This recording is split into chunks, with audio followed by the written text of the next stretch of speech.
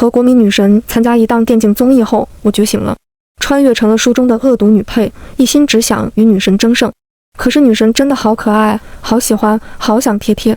于是我成了女神的小迷妹，女神玩中路，我打野让蓝；女神玩射手，我飞飞公主贼肉。后来我和女神成了好闺蜜，还顺带拐走了女神的哥哥，因此爆火全网，成功的逆袭成了人生赢家。穿越过来的时候，节目录制正进行到选英雄环节，我低头看了看自己的英雄熟练度，好家伙，只会辅助。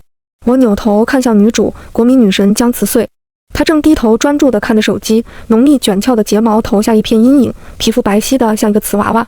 哇，救命，这也太可爱了吧！我一个女生看了都忍不住惊叹，这种感觉谁懂啊？林娇又要作妖了，真搞不懂一个游戏小白来参加电竞综艺干什么？博眼球还是找骂？看着吧，她肯定要和穗穗抢位置，恶心人！弹幕里骂的林娇就是我。跟所有恶毒女配一样，我拥有一个不太恶毒的名字，甚至还有些可爱。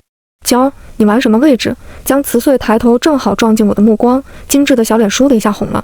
娇，你在看什么？我赶紧收回自己炽热的目光，顺带擦了擦嘴角的口水，温声细语地回答道：你们先选，我补位。见我胸有成竹的模样，其他几个嘉宾吃惊之余，非常有义气地给我留了个打野位。哦豁，只剩打野了，这下绷不住了，弹幕全是看我笑话的。我看了看阵容，选了兰陵王。果然，阴险的人连选的英雄都那么恶心人。我看着弹幕陷入了沉思，这也能黑？开局刷完红先配合中辅去对面反蓝，在中路拿下一血后，我发了一句法师来拿蓝，女神还有点不好意思，让我先发育，我直接撂下狠话，没事，我拿对面的。弹幕唏嘘声一片，我懒得去管，顺道去把射手切了之后，又继续帮对面打野减轻负担。看着小地图对面人都消失了，我赶紧提醒边路的宋泽，但他还是被包抄了。由于对面打野一直拿不到野，索性直接疯狂报复上路，被抓几次后，宋泽心态有些崩了。林娇，你在野区刷步数呢，光是忙着给女神扫清障碍，我都快成了贴身保镖了。为了稳妥起见，不能拖后期，我帮着上路推完塔，拿完龙之后，女神也帮助下路拿掉了射辅，我直接绕后切掉了法师，队友集合中路拿下高地。看了看时间，开局9分钟，我在不停的切脆皮后，对面法师和射手由衷的夸我一句：老六真恶心。于是，在女神的带领下，我们成功的赢得了第一场比赛。哇，娇，你好厉害！女神崇拜地看着我，可另外2位男嘉宾坐不住了。运气好而已，这种上手简单的英雄，谁不会呀？此时，一位0-8的边路阴阳怪气道：穗穗，我的射手也很厉害吧？敲，有人要和我争宠了，这我能忍。这次综艺举办的目的，一是为了宣传游戏，二则是要挑选代言人。要知道，这可是当下最火的游戏之一，很多明星都削尖脑袋的往里挤，最终以在游戏里的综合表现为依据，挑选最合适的人。而我的目标就是帮助穗穗成功的入选代言人。从我觉醒开始，我就只是一个工具人了。穗穗，你别怕，我会把人头送到你碗里的。姜慈穗听完我的话，又有些害羞的低下头。他的左脸上蹭了一点灰，我伸手替他擦了擦，柔软细腻的触感使我鬼使神差地摸了摸他的脸。他在干嘛？我有罪，我竟然有点磕，是怎么回事？呜，林娇，你给我住手！弹幕暧昧的气氛快要溢出屏幕，我若无其事地缩回了手，准备下一场比赛。开局之后，宋泽秒选打野，射辅还是上把对应的嘉宾。娇儿，要不你玩中路吧？笑话，我怎么可能让美丽动人的女神去玩猪八戒呢？可曾听闻过国服边路孤独的狼？姜慈穗的笑僵在脸上，有种说不出道不明的感觉。不知道是不是我的错觉，我总觉得女神的反应有点反常。不过很快的，我就全身心的投入到了比赛当中。不得不说，宋泽打野玩的挺不错的，前面一直是大优势，我也悠哉的在上路清兵线，刷对面野区。拿了一次4杀后，宋泽开始飘了，独自在对面野区被蹲了几次，又开始怪队友不支援了。我火速的赶到下路打了一波团，虽然对面团灭，但我方也阵亡了4个队友。我打完龙，顺便把中路兵线带了带。许晨和白悠悠打的射辅一直在夸我有意识，节奏好。宋泽频繁的切 C 被反杀后，局势开始大逆风。对面拿了大龙压上高地，只剩我和穗穗守家。宋泽死了，就开始怪队友，搞队友心态。此刻3个人已经吵起来了。穗穗，你等下躲在我身后清兵线，别出去。话音刚落，对面直接越塔强杀。我看着刚复活的穗穗被对面欺负，直接杀红了眼。此刻弹幕瞬间炸裂，我去，猪八戒杀疯了！猪八戒加油，猪八戒加油，加油猪八戒！姐妹们，我要磕疯了，谁懂啊？面对百万弹幕大军的鼓励，我1v5成功的反杀对面，逆风翻盘。由于这2局游戏的失利，宋泽明显的开始当演员了。接下来几局，我们都差点没守住。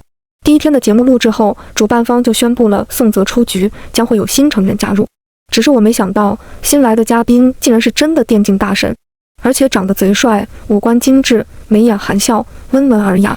你就是林娇。忽然被新来的男嘉宾 Q， 我的心不免得有些紧张，砰砰乱跳起来。听说你到处冒充我的身份，招摇撞骗，我的心忽然一咯噔，心里活蹦乱跳的小鹿好像被突然绊了一跤。您是国服边路孤独得狼，救命！长得英俊潇洒、温文尔雅的如玉公子形象，怎么会取一个这样的 ID？ 而且为什么我亲爱的碎碎在一边偷笑？娇儿，刚刚忘了告诉你，这是我的哥哥江之淼，好吧，装 X 撞到人正主头上来了。我此刻根本不敢直视江之淼，弹幕已经众说纷纭，各种猜测的热火朝天。我去，不是吧？我该磕哪一队？呜，莫名其妙的有点配是怎么回事？林娇上辈子拯救过银河系吧？我赶紧关掉弹幕，恨不得找个地洞钻进去。而江之淼却目光如炬地盯着我，脸上一直挂着微笑，带着一种摄人心魂的美。真该死啊！原本以为江之淼是来给我下马威的，不想他却一直保护我，给我刷助攻。怎么回事？心里的小鹿好像又活了。江之淼的加入可谓让节目收视率蹭蹭的上涨。毕竟谁也没想到，叱咤边路的大神竟然是当红女明星的亲哥哥。游戏玩得溜就算了，连人也长得那么算了。你又在偷偷的盘算着什么？江之淼的声音悠悠的传来，我如同被当场抓包般，心虚的摇了摇头。碎碎在一旁默默地看着我们，一脸姨母笑，然后伸手握住我的手。我见状，立马贼笑着反握住他的小手，趁机开油。娇儿，你不用担心，想玩什么就玩什么，哥哥会保护我们的。我咧嘴笑起来，开心的连眼睛都眯了起来。可下一秒，江之淼就伸手拍开我不老实的爪子。我烦躁地瞪了他一眼，意犹未尽地拿过手机开始选英雄。按照节目组要求，每个位置大家尽量的都要玩一遍。这一把碎碎玩射手，我立马锁了辅助，我的公主殿下当然由我守护了。我双手托腮，仔细地盯着碎碎，他的侧脸仿佛镀上一层柔光，整个人安静美好。在我感叹之余，江之淼赫然放大的脸差点让我吓出猪叫。娇，我可以跟你换个位置吗？心里虽1万个不情愿，却还是乖乖的让江之淼坐到了我和碎碎中间。真的是棒打鸳鸯。开局之后，江之淼不停地指挥我，整个峡谷似乎都是我的脚印，玩个游戏像跑马拉松。后来我渐渐地发现，江之淼就是故意来折磨我的，有碎碎的地方他就要把我支开。意识到这一点之后，我把他蓝给打了，然后发了一句哎呦狡猾，心中暗自窃喜，却在残血回城时被突如其来的诸葛亮大招崩脑门上。我气得直哆嗦，转头咬牙切齿地看向一旁的江之淼，他却扭头冲我一笑，双颊梨涡深深浅浅，炫目的令我脑袋发昏。真色字头上一把刀，我差点一口老血没回过来，赶紧转过红的跟猪腰子似的脸，生怕被他看见，那可太丢人了。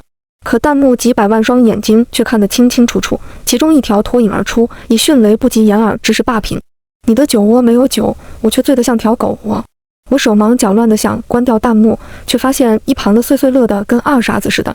哥哥，你就别欺负娇了，欺负2个字咬得抑扬顿挫的，就好像那种无良媒体夸大其词越描越黑。弹幕的疯狂以至于后半段我都敛着锋芒，不敢再轻易的冒尖，毕竟现在群众们都拿着放大镜看着我和江之淼呢。今天的节目录制结束后，节目组还专门安排了采访。当主持人问到为什么会选择参加这个节目，并且为什么冒充江之淼而不是别人时，我深深地陷入了沉思。在我还没来及回答时，碎碎在一边贴心地帮我解释道，因为交了梦想就是想成为像我哥哥一样厉害的玩家。听我说，谢谢你，因为有你温暖了四季。这下不仅弹幕疯狂，连我本人都有点疯狂了。卧槽，这是为爱发电吗？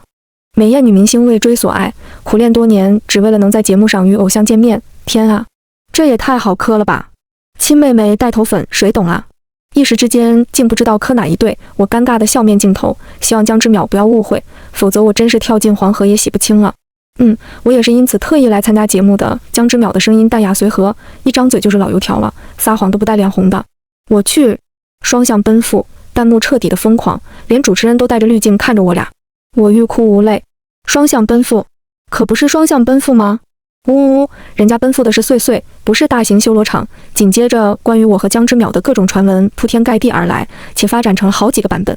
其中热度较高的是当红女明星暗恋电竞大神，为了能与大神在一起，带资进组，斥巨资只为博美人一笑。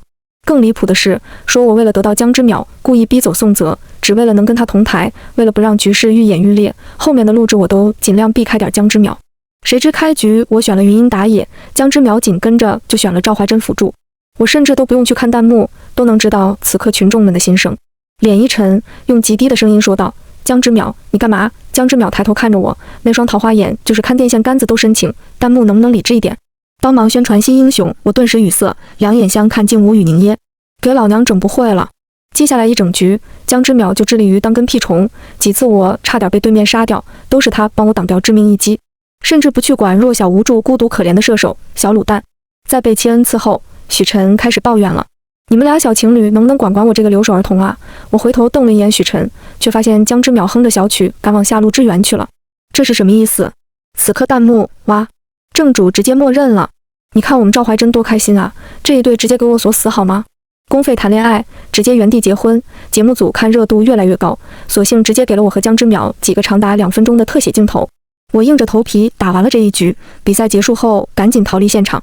我站在阳台上吹着风，希望能让自己清醒清醒。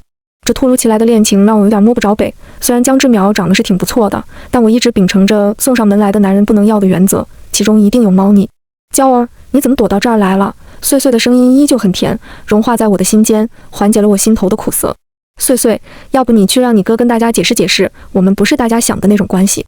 哪种关系？有的人光是听到声音都让人紧张。我求助地看着碎碎，这小妮子却把我抛下一个人跑了。此刻逼仄的阳台上只剩我和江之淼2个人。我看着高出我许多的江之淼，他正斜倚在栏杆上，目光直勾勾地看着我。微风拂过时，卷起他墨黑如枣般的碎发，鼻梁高挺，侧脸轮廓分明，光是站着就叫人挪不开眼。他抬手推了推镜框，修长的手指骨节分明，动作慵懒随意，却又该死的迷人。我不自觉地咽了口水。我双手不安地隐在袖子下，刚想借口走掉，却被他圈在了墙角。近距离的对视让我的心紧张地剧烈跳动起来。这么一看，江之淼的皮肤是真的好，细腻的仿佛没有毛孔，卷翘的睫毛遮住瞳眸，鼻尖萦绕着他身上淡淡的清香。娇儿，我惹你生气了是吗？虽然不知道他这句话从何说起，但好像是有点生气的。明明是他招惹我，偏偏网传成了我倒追，这样美女多没面子。所以我赌气地点点头，江之淼却笑了起来。你笑什么？我没好气地白了他一眼，就知道呲个大白牙笑，笑什么笑？笑得还怪好看的。对不起，我错了。错哪儿了？我不依不饶地继续问着，而江之淼也很有耐心，乖乖地道歉。不该让大家误以为是你追的我，其实是我对你蓄谋已久。等等，啥？蓄谋已久？我的脸刷的一下涨得通红，这是什么跟什么呀？有没有人可以帮帮我？娇儿，我喜欢你，从第一眼见到你就喜欢你，也是特意为了你才来参加这个节目。我不该在不知道你心意的情况下，就贸然在节目中缠着你，对不起，请你原谅我。第一次追女孩子没什么经验。江之淼一秒正经的深情告白。我不知所措的愣在原地，心里的小鹿都快撞死了。来参加一个节目，不仅和国民女神成了闺蜜，还顺带拐走了人家帅气多金的哥哥，天底下还有这好事？我不由自主地伸手拍了拍自己的脑袋，我该不会还是在做梦吧？可下一秒，某人的手握住我的手，担忧地看着我，我却鬼使神差地对着脸亲了上去。很真实，看来不是做梦。唇上温软的触感传来，我瞪大双眼，江之淼的脸近在咫尺，我紧张地闭上眼。片刻后，靠在江之淼怀里，大口大口地喘着气。江之淼轻轻地替我拍着后背，顺着气，可以呼吸的。他的嗓音低沉，夹杂着丝丝揶揄。我恨不得将脑袋埋进土里，真是尴尬死了，紧张的连呼吸都忘了。我和江之淼出来时，碎碎正蹲守在外面。他见我们牵着手，高兴的直接蹦了起来，冲过来挽着我的手臂。太好了，娇儿，以后你就是我的嫂子了。我无奈地拍了拍他的手，傻孩子，嫂子从前可是冲着你来的。江之淼在触及我伸手的那一秒，眼神突然变得犀利起来，急忙拽过碎碎，然后站在我们中间，将我们2个人隔开。看来我这点小心思，江之淼是了解得十分透彻了。娇儿，你们打算什么时候公开呢？碎碎的问题倒是问到点上了，江之淼也严肃地看向我，我一时也拿不定主意。等节目录制结束后，我先给娇一场正式的告白再公开吧，毕竟这次录节目太仓促了。听到江之淼的话，我忽然停下脚步，抬头看向他。其实我原本也没考虑这么多，但是他却很认真地在考虑这件事情。2个人在一起应该要在正式告白之后。或许对于大家来说，我们只是荧幕情侣，观众只是随意的磕，甚至连我自己也有可能会这样以为。但他却真诚地说，他想从一场告白开始。我莞尔笑起来，这一次我是真心的觉得欢喜。节目录制到一半，我突然感冒发烧了，一个人迷迷糊糊地躺在休息室，脑袋痛得快炸裂了。期间一直有人在照顾我，寸步不离的。刚开始我以为是碎碎，直到我半夜醒来找水喝，看着坐在沙发上睡着的江之淼，他的眼下已经一片乌青，整个人十分疲惫。我小心翼翼地走过去，替他盖上毛毯。江之淼睡得极浅，他睁开眼看着我，然后一把将我拥入怀中。他伸手探了探我的额头，然后用毯子裹住我，生怕我再次受寒。头还疼吗？我摇摇头，不知为何有些脸红。饿了吗？要不要喝点粥？好。江之淼起身走向厨房，过一会儿端出来一碗热气腾腾的粥。我闻着香味，迫不及待地咽了咽口水。一连吃了2碗后，我心满意足地躺在了沙发上。怎么现在还有热粥？我突发奇想地问道。在一旁收拾的江之淼愣了愣，然后笑着说道：担心你醒了会饿，所以我一直做好了热着。我闻言支棱起身子看向他，江之淼正在厨房里收拾着，高大的身影就像一座避风港，让人由衷的心安。这是你亲手做的？有什么喜欢吃的就告诉我，虽然厨艺不精，但你想吃我可以学。江之淼宠溺地摸了摸我的头发，我仰头与他对视，即便是这样的死亡角度，江之淼仍旧好看得不像话。真的假的？我不信，除非你做给我看看。我忽然不正经起来，江之淼挑挑眉，猛地弯腰凑近我。我看着忽然凑近的俊颜，双手紧张地捏着毛毯。好啊，娇儿想怎么看？我故作镇定地与他对视着，手心不断地冒着的热汗还是出卖了自己。怎么脸又这么烫？江之淼担心地摸了摸我的脸，我却拉过毯子一把遮住了脸。江之淼的轻笑声环绕在耳边，我却觉得丢死人了。好啦，不逗你了，赶紧回被窝睡觉。我闷在毯子里了一声，却始终不好意思露出脑袋，不想被他看到我涨红的脸。下一秒身子腾空，江之淼轻轻地将我抱起走向卧室，然后又轻轻地将我放进被窝，替我掖好被角，整个过程温柔小心。你也回去睡吧，我拉住他的手，轻声地说道。江之淼俯身在我额间落下一吻，叮嘱我不用担心，他就在客厅里休息，让我有事就叫他。我点点头，乖乖地闭上眼睛，今晚会做一个很甜蜜的梦吧。第二天醒来的时候，碎碎和一个中年太太等在客厅。太太优雅高贵，保养得当，年过半百仍旧风韵犹存，不难看出年轻的时候是个大美人儿。她一见到我，立马笑着迎向我，拉着我的手关切道：娇儿，你好些了没？我有些摸不清状况，笑着向碎碎发出求救的信号。娇儿，这是我妈妈，得知你生病了，担心的不行，今天一大早就飞过来看看你。我震惊不已，呆滞的任由阿姨拉着坐在沙发上，看着桌子上一大堆水果补品，我红着脸说道：阿姨你好，我是林娇，你也太客气了，只是小感冒，还劳您费心大老远跑过来。江太太拉着我的手，这样一看，江之淼长得很像她母亲，难怪都那么好看。你看看你都瘦了，还说不碍事呢。阿姨给你煲了汤补身子，赶紧尝尝吧。鲜香浓郁的汤汁瞬间打开味蕾。我还好奇为什么江之淼厨艺这么好，有这样好的妈妈，儿子自然也不会差。真好喝，谢谢阿姨。喜欢就好，等节目录制完就上阿姨家，阿姨天天做饭给你吃。碎碎在一边开心的不行，而我却恨不得把脸埋进碗里，只顾着一个劲儿的喝汤，根本不敢再接话。就在这时，江之淼从外面回来了，我仿佛看到救星，如释重负般的看着他。妈，你怎么来了？我来看看我儿媳妇。听完江太太的话，我的脸更红了。江之淼见我有些不自在，急忙找理由让我先回去洗漱完，等下医生会过来再给我看看。我点点头，含笑着跟阿姨道别，然后加快速度进了更衣室。我看着镜子里尚未来得及梳洗的自己，心里一团乱麻。不知道江之淼和江太太说了什么，他很快的就离开了。临行前，他偷偷地叫住了我，塞给我一个礼盒，里面是一条项链。后来我才知道，那是江家留给儿媳妇的祖传项链。然而当天我就上了热搜，原因竟是狗仔拍到江太太前来酒店探班我。很快的就有人扒出了江之淼一家子的身份，不看不知道，一看吓一跳。江家竟然是数一数二的大富豪，豪门阔太探班儿媳的热搜经久不下，而我和江之淼的关系也因此作证。由于我和江之淼的关系被证实，很快的关于先前我故意逼走宋泽的传言又开始蔓延起来。原本在之前的录制中，宋泽的表现败坏了路人缘，导致他被骂了好久，所带来的负面影响也挺大的。这次他的经纪公司为了洗白他，不禁拿我当挡箭牌。只是可忍，婆婆不能忍。豪门阔太向来雷厉风行，只需动动手指，宋泽差点就在娱乐圈销声匿迹。最后他连夜发文解释此事，并郑重地向我道歉，这件事情才画上了句号。在最后一天拍摄中，由于之前的磨合，我们5人组可谓配合得十分默契。网友更是调侃，孤独的狼不再孤独，孤独的是我们罢了。当我看着这条弹幕傻笑时，抬头便撞进了江之淼深情的目光中。即便在直播，江之淼也从来不遮掩他的喜欢，大大方方地承认。弹幕此刻又开始沸腾了，呜，这是真情侣，看彼此的眼神都拉丝了，救命！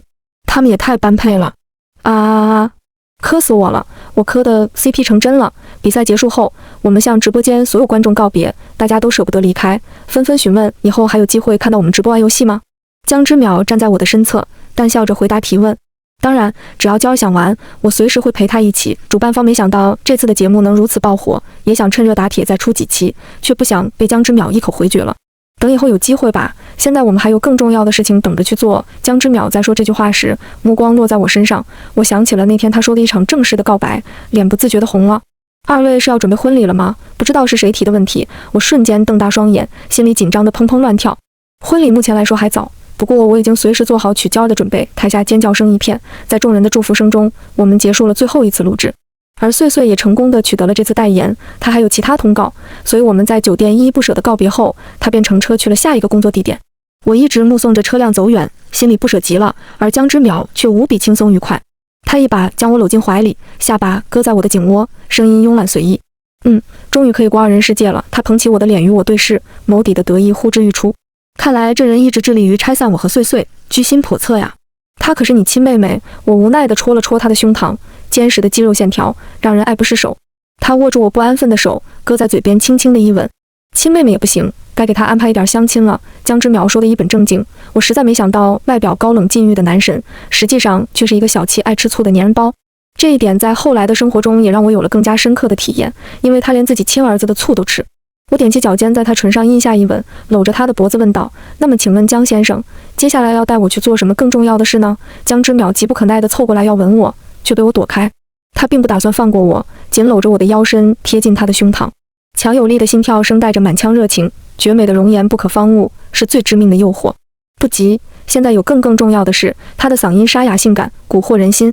他修长的手指绕过我的长发，扣住我的后脑勺，然后俯身一吻。空气里弥漫淡淡的玫瑰香，浪漫缱绻。午后的阳光透过玻璃洒进来，房间里金灿灿的，像是藏满了水晶。我就这样懒洋洋地靠在他的怀里，享受着静谧而美好的时光。你是从什么时候喜欢我的？在一次晚宴中，思绪翻飞，觉醒后的记忆渐渐的重叠。在意识到自己只是书中女配后，我就开始摆烂。公司安排的品牌晚宴，我也只是坐在一角吃吃喝喝，玩玩游戏，丝毫不顾其他。我记得那天受邀出席的女明星很多，为什么偏偏是我？许是我的问题有些复杂。江之淼沉默了一会儿。你不一样，我一眼见到你，才明白世上真的有一眼万年。妈呀，谁说他不会追求女孩子？简直是拿捏好吗？我抬眸看着他，只见他目光真诚，眸中仿佛融进了星星，熠熠生辉。从那次我就开始注意你，打听了你的一切爱好，知道你爱玩游戏，所以苦练几个月。我出声打断了他的话，这人云淡风轻的样子真的很欠扁啊。几个月都玩得这么溜，看来有的人的确是天赋异禀啊。这不是重点，重点是为了能和你一起打游戏，我多么用心，还不奖励我。江之淼不知羞地朝我索吻，我急忙捂住他往上凑的嘴，心里感觉自己变成了小猎物。这人一开始就撒下大网来逮捕我。这次节目是你搞的，连穗穗都是你找的帮手。他没有否认，手指细细地勾勒着我的眉目，像在描一幅上好的油画。穗穗差点坏了我的好事，若不是因为这个，我还不会那么快赶过来。我回想了一下我在节目中的表现，确实不算清白。我对穗穗的喜欢太强烈了，连亲哥哥都坐不住了，早知道收敛一点了。现在后悔已经来不及了，你放心，我会给穗穗找一个好老公的，像我一样的。我听完直接瞳孔地震，这人不要脸起来还真是不害臊啊。我捏了捏他的鼻子，说实话，精致的让人有些嫉妒。在哪儿做的？那么逼真，我酸言酸语道。江之淼用鼻子蹭蹭我的脸，然后双眼含笑，痴痴地望着我。江家独有的，你嫁给我就能拥有。高大的身影附了上来，拉着我齐齐地跌入沙发。薄暮的余晖洒在窗台，卷落一帘幽梦。或早或晚都可以，爱情从来都是突然降临的，它不会让你有所准备，而是在合适的时间，它就萌芽茁壮地生长了。自从我怀孕后，江之淼每天都在担心。娇儿，我想问你一个问题。此刻我正在激烈的开团，随意地敷衍了他2句。如果是个儿子，你会更爱他还是爱我？那生下来就交给保姆带吧，我陪你坐完月子就直飞欧洲。若说孩子是婚姻的结晶和见证，倒不如说是意外。得知我怀孕开始，江之淼就整日愁眉苦脸，他担心有了孩子就忘了他，所以经常有许多幼稚的想法，甚至有些不太正常。碎碎憋笑看着我，我无奈地皱起了眉头。娇儿，我很担心我哥的精神状态，他不会产后抑郁吧？我非常认真地思考了一下这个问题，照目前这种情况来看，非常有可能。你上次说的那什么选美大赛还是什么，你要不让许晨带他去瞅瞅？碎碎忽然呆滞地看着我，背后一阵寒意。我回头看着不知道何时站在我身后的江之淼，他正一脸苦相地看着我，眼见着下一秒就要开始苦情大戏，我急忙将他搂进怀里，柔声地哄着：谁说的？我怎么可耐让你哥去那种地方？我恨不得把你哥金屋藏娇起来，就我一个人偷着看，我哪舍得？好，那我们明天就搬出去，搬到一个没人认识的地方，就我们2个人好不好？江慈穗，请你立马滚你的回家！碎碎大笑着逃离了现场，留我独自面对如此汉敌。3个月后，我顺利地产子。每次喂奶的时候，江之淼的眼神我都怕他失子，甚至为了不让他单独地带儿子，婆婆直接时刻盯着他。家里每日都要上演争风吃醋的桥段，在江之淼发了10086次誓再也不要2胎的时候，儿子终于断奶了。断奶第1天就被他亲爹独自扔到了自己的房间，美其名曰男孩子从小就要独立。我无奈地翻了个白眼，而身旁的江之淼终于心满意足地抱着我，甜甜地进入了梦乡。